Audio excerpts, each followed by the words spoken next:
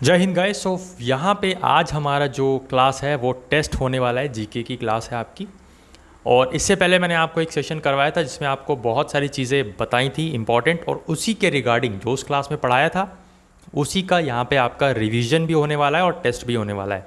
जिन्होंने वो क्लास नहीं देखी तो वो क्लास आप देख लीजिएगा प्लेलिस्ट में जाके। आज अभी टेस्ट जरूर अटेम्प्ट करिए और देखिए कि आपको बिना क्लास करे कितना मार्क्स आपके बनते हैं, और क्लास फिर करिएगा दोबारा और फिर से इस क्लास को आइएगा, दोबारा से टेस्ट दीजिएगा, ठीक है, और फिर देखिएगा कि आपके मार्क्स कितने बनते हैं।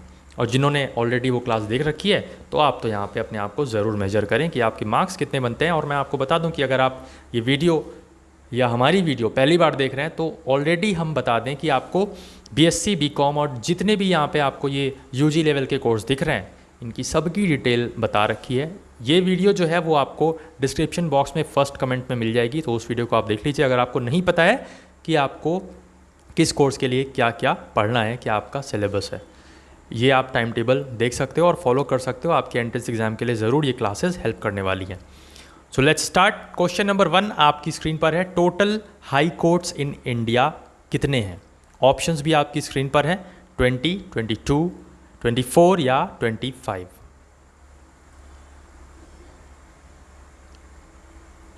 तो आई होप सो कि आपने गेस कर लिया होगा अगर आपने वो क्लास की होगी, और अगर नहीं की है तो भी आपने कुछ अंदाज़ा लगा लिया होगा। तो यहाँ पे करेक्ट आंसर हम देख लेते हैं। करेक्ट आंसर जो हमारा है वो है आपका ऑप्शन नंबर डी, मतलब 25 आपका हाई कोर्ट्स हैं इंडिया में। याद रखना है। आप लोग सोच रहे होंगे कि 28 स्टेट्स हैं और 8 हमारे यूटीज़ हैं, ये भी एक क्वेश्चन बनता है, तो याद रखिएगा 28 स्टेट्स हैं और यूटी कितनी हैं? 8 हैं। तो अब आप लोग सोच रहे होंगे अगर 28 और 8 तो 36 हुआ, तो 25 हाई कोर्ट्स कितने हैं? इसीलिए ये सेशन आपके लिए है कि आपको पता लग सके कि अगर हमारे पास टोटल 36 हैं, 28 स्टेट्स प्लस 8 यूटीज़, तो how we have 25 high courts. कुछ स्टेट्स का यूटीज़ का मर्जर है, तो आप ये जब क्लास करेंगे तो आपको वो चीज़ें क्लियर होंगी और यहीं से क्वेश्चन बनते हैं इस फील्ड से। सो आपको यहाँ पे क्वेश्चंस भी कवर हो जाएंगे। पहले आप टेस्ट ज़रूर दें, उसके बाद यहाँ पे अगर आपने क्लास देखी है या नहीं देखी है तो रिवीजन ज़रूर करें, ठीक है। उसी से आपका जो माइंड है वो चीज़ को रिमेंबर रख पाएगा, याद रख पाएगा। First CJI of India, second question आपकी स्क्रीन पर है। राजेंद्र प्रसाद, डॉक्टर सच्चिदानंद, एच.जे. कानिया या फिर ऑल। तो आई होप सो कि आपने एक गेस या फिर आंसर आपको मिल गया होगा। करेक्ट आंसर आपका ऑप्शन नंबर सी है, एच.जे. कानिया। ओके, आगे बढ़ते हैं। नेक्स्ट यहाँ पे क्वेश्चन आपकी स्क्रीन पर है। Present CJI, CJI stands for chief justice of India. अगर मैं बात करूँ आपकी कि जो आपका आर्टिकल है इंडियन कॉन्स्टिट्यूशन में, कौन सा आर्टिकल है जो सीजेआई से डील करता है, मतलब चीफ जस्टिस ऑफ इंडिया की बात करता है, तो याद रखना है 148। 148 इज़ द आर्टिकल जो यहाँ पे सीजेआई से डील करता है। याद रखना है, मोस्ट इंपॉर्टेंट क्वेश्चन है। आर्टिकल का मतलब बहुत ही ज़्यादा नेम फेम वाला question, you can say trending वाला। बहरहाल क्वेश्चन नंबर 3 में देखें तो सही आंसर आपका हो जाएगा option number D. NV Ramana जो है वो आपके प्रेजेंट में सीजेआई हैं। किस नंबर के सीजेआई हैं वो आप लोग कमेंट करके क्लास के बाद ज़रूर बताइएगा। नेक्स्ट यहाँ पे question number 4, Bombay high court covers. अब देखिए मैंने बताया था ना कि 28 स्टेट्स और 8 यूटीज़ और फिर why we have 25 high courts. तो ये देखिए यहाँ से आपका आंसर क्लियर होगा। ऐसे कई सारे स्टेट हैं जिनकी हाई कोर्ट में और भी कई यूटीज़ या स्टेट कवर अप करता है वो। तो आप देख सकते हैं जैसे बॉम्बे हाई कोर्ट है, तो आप लोग इजीली यहाँ पे ऑल ऑप्शन टिक करोगे आई थिंक, जो कि करेक्ट आंसर होने वाला है ऑफ कोर्स। लेकिन आपको ध्यान रखना है कि बॉम्बे हाई कोर्ट में गोवा, महाराष्ट्र, दमन and Diu and Dadar and Nagar Haveli, ये चारों यहाँ पे बॉम्बे हाई कोर्ट कवर करता है, ठीक है। तो ऑप्शन ई करेक्ट आंसर होने वाला है। मद्रास हाई कोर्ट की बात करें तो यहाँ पे West Bengal, Andaman and Nicobar, both A and B या फिर नन। क्या आंसर होगा? जल्दी से आप लोग सोचिए, कमेंट बॉक्स में जो आपका चैट बॉक्स है वहाँ पे आप कमेंट करिए। तो यहाँ पे क्वेश्चन नंबर 5 की बात करें तो आपका सही आंसर जो हो जाएगा वो हो जाएगा option number C, both A and B आपका करेक्ट आंसर यहाँ पे बनेगा। याद रखिएगा मद्रास हाई कोर्ट जो है वो वेस्ट बंगाल और यहाँ पे अंडमान एंड निकोबार ये दोनों ही कवर करता है। आगे बढ़ते हैं। गुवाहाटी हाई कोर्ट की बात करें तो गुवाहाटी हाई कोर्ट जो है आपका वो यहाँ पे हम देखते हैं गाइज यहाँ पे ये क्वेश्चन नंबर 5 जो है इसको करेक्ट कर लीजिएगा। मेरे को लगा, डाउट हुआ कि यार मद्रास और वेस्ट बंगाल का रिलेशन कैसे हो गया। तो यहाँ पे मद्रास नहीं होगा, ठीक है। जो कोलकाता हाई कोर्ट है ना, आपको वहाँ से गेस करना है। ये आपका मद्रास नहीं, ये आपका कोलकाता, यहाँ पे आपको ध्यान रखना है, ठीक है। कोलकाता हाई कोर्ट हमारा वेस्ट बंगाल और अंडमान निकोबार दोनों कवर करता है। सॉरी फॉर द मिस्टेक, हो जाता है यार चीज़ें, कोई बात नहीं। क्वेश्चन नंबर 6 यहाँ पे आपके सामने है। गुवाहाटी हाई कोर्ट की बात करें तो ये आपका असम, मिज़ोरम, नागालैंड, तीनों के तीनों स्टेट ये कवर करता है। तो जाहिर सी बात है आपका option number D correct answer बन जाएगा। नेक्स्ट यहाँ पे headquarter of ICJ. ICJ stands for international court of justice. इसका हाई कोर्ट कहाँ पे है? न्यूयॉर्क में, ऑस्ट्रेलिया में, ऑस्ट्रिया में, या फिर द हैग में? इंपॉर्टेंट क्वेश्चन है ये, सारे ही के सारे क्वेश्चंस इंपॉर्टेंट हैं आपके लिए, और बहुत ही ज़्यादा मतलब ट्रेंडिंग क्वेश्चंस जो होते हैं, जिन्हें हम बोल सकते हैं बार बार पूछे जाते हैं, रिपीटेड क्वेश्चंस इस फील्ड के, ठीक है। तो ध्यान रखना है आपको चीज़ें, और रिवाइज ज़रूर करना है। सेशन पसंद आ रहा है, क्वेश्चंस अच्छे लग रहे हैं तो लाइक करते हुए चलिए, वरना कोई बात नहीं, आपका जैसा मन डिसलाइक भी आप कर सकते हो। हेडक्वार्टर ऑफ आईसीजे की बात करें तो याद रखना है आपको ऑप्शन नंबर डी द हैग करेक्ट आंसर हो जाएगा, ऑप्शन नंबर डी। कहाँ पे पड़ता है ये द हैग? कमेंट करके आप लोग ज़रूर बताइएगा। ये भी चीज़ें पूछी जाती हैं, जो भी हम आपसे पूछते हैं कि कमेंट करके बताइएगा, तो ऐसे ही नहीं है कि मतलब कुछ भी पूछ लेते हैं। आपके काम की होती है और एंट्रेंस एग्ज़ाम के पर्पज़ से इम्पॉर्टेंट होती है, तभी हम आपसे वो चीज़ पूछते हैं। तो मेक श्योर या तो आप क्लास जब करें तो कॉपी पेन लेके बैठें, तो एक्स्ट्रा चीज़ जो आपको बताई जाती है वो आप नोट डाउन कर लें। अदरवाइज़ जो क्लास में है वो तो आपको अवेलेबल हो ही जाएगा वीडियो में, right. Question number 8, supreme court of India established.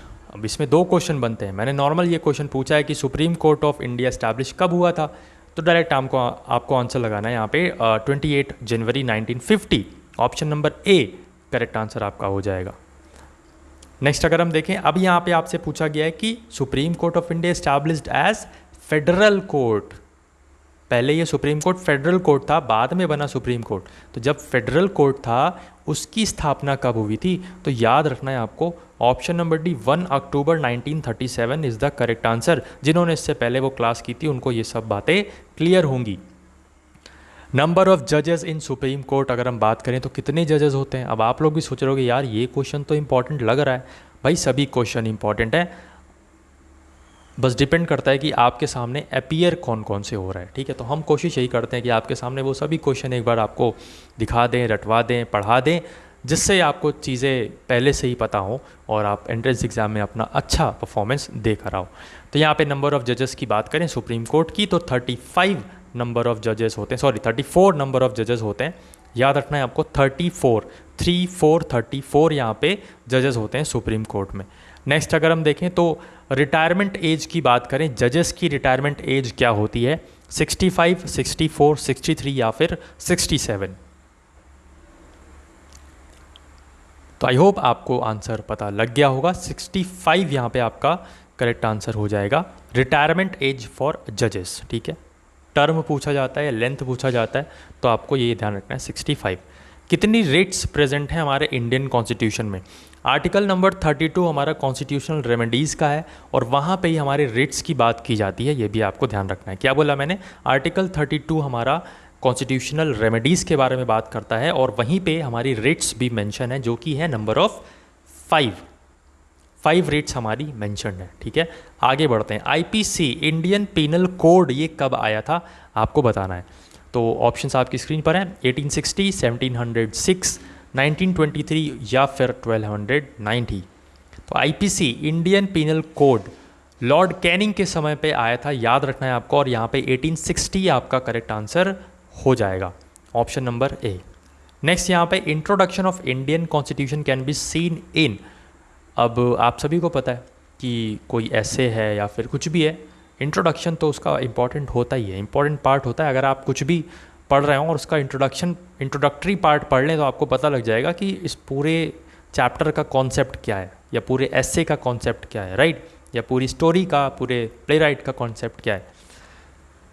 तो और जैसे मैं क्लास स्टार्ट करता हूँ, आपको इंट्रोडक्शन देता हूँ कि आज कौन सी क्लास है, राइट। इंट्रोडक्शन तो आप समझ रही होंगे। तो क्वेश्चन नंबर 14 का अगर हम देखें कि इंडियन कॉन्स्टिट्यूशन का इंट्रोडक्शन कहाँ पे आपको देखने को मिलता है, तो प्रियम्बल वो है, प्रियम्बल यहाँ पे आपका करेक्ट आंसर बन जाएगा क्वेश्चन नंबर 14 के लिए। अगर आप प्रियम्बल को ध्यान से पढ़ लेते हो तो आपको समझ में आ जाएगा कि जो आपका इंडियन कॉन्स्टिट्यूशन है वो किस लिए है, कौन कौन सी बात करता है, कौन कौन से जस्टिस हैं, कौन कौन सी लिबर्टी है, फ्रीडम है, फ्रेटर्निटी, क्या उसका कॉन्सेप्ट है, क्या ऐसे की पॉइंट्स हैं जिसके बारे में इंडियन कॉन्स्टिट्यूशन बात करता है। तो प्रियम्बल को ज़रूर देखिएगा, हम तो आपको दिखाने ही वाले हैं आने वाले क्लासेस में। नेक्स्ट अगर हम देखें, last but not the least, question number 15 आपकी स्क्रीन पर है। जल्दी से यहाँ पे आप लोग आंसर बताइए कि tells for the welfare of the state, इसमें से कौन सा स्टेट के वेलफेयर की बात करता है। तो प्रियम्बल ऑफ कोर्स नहीं होगा क्योंकि इंट्रोडक्टरी पार्ट है वो, तो इंट्रोडक्शन वो देता है कि इंडियन कॉन्स्टिट्यूशन क्या है, किस लिए है, क्या क्या इसमें चीज़ें हैं। बट इसका करेक्ट आंसर अगर हम देखें तो आपको ध्यान रखना है डीपीएसपी, जो कि हमारा आयरलैंड से लिया गया है। इससे पहले मैंने एक सेशन लिया था तो उसमें शायद गलत बता दिया था। एक्चुअली होता क्या, बहुत सारी चीज़ें दिमाग में चलती रहती हैं तो हो जाता है गलत। तो डीपीएसपी आप ध्यान रखिएगा, बहुत इंपॉर्टेंट क्वेश्चन है, बार बार पूछा जाता है। आयरलैंड से लिया गया था और यही आपका करेक्ट आंसर है, जो कि डीपीएसपी क्या है, हमारा वेलफेयर, स्टेट के वेलफेयर के बारे में बात करता है। So guys that's it. यहाँ पे आपके कितना स्कोर बना आउट ऑफ 15 कमेंट बॉक्स में कमेंट करके ज़रूर बताइए। और अगर आपने वो क्लास नहीं देखी है इससे पहले वाली तो वो क्लास ज़रूर देखिए, प्लेलिस्ट में आपको मिल जाएगी। कुछ भी आपकी दिक्कत, परेशानी, प्रॉब्लम, डाउट है, आप हमें कमेंट बॉक्स में कमेंट करके पूछ सकते हो।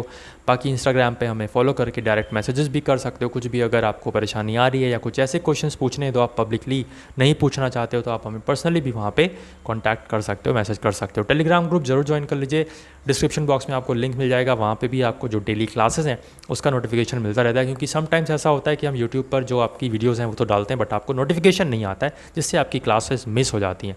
तो डोंट वरी, वहाँ पे भी हम आपको एक अपनी तरीके से, अपनी तरफ से आपको वहाँ पे नोटिफाई कर देते हैं। तो मेक श्योर आप वो चैनल भी जरूर ज्वाइन करें। टेलीग्राम ग्रुप का लिंक आपको डिस्क्रिप्शन बॉक्स में मिल जाएगा। ये अगर आपको क्लासेस और क्वेश्चंस अच्छे लगे हो, आपको लग रहा है कि हम आपके लिए मेहनत कर रहे हैं, तो डेफिनेटली वीडियो को लाइक ज़रूर करें, चैनल पर सब्सक्राइब करके बेल बटन ज़रूर दबाएँ और अपने सखी संबंधियों को भी ज़रूर शेयर करें, ताकि उनका भी भला और उनको भी एक सही गाइडेंस, एक सही मेंटरशिप और एक सही राह मिल सके कि उनको पढ़ना है तो क्या पढ़ना है और कैसे एंट्रेंस एग्ज़ाम उनका क्वालिफाई हो सकता है।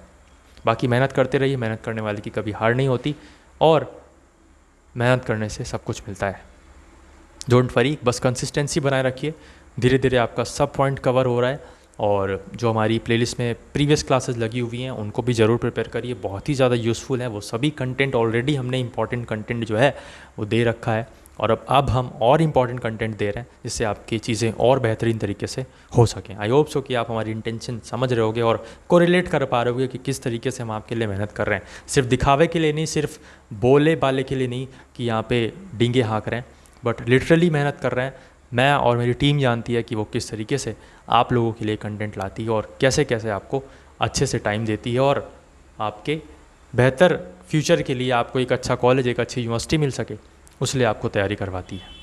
तो उसको सपोर्ट ज़रूर करें, शेयर करें और सब्सक्राइब करके बेल बटन ज़रूर दबाएं। आप ही के लिए है सब कुछ। जय हिंद, जय भारत।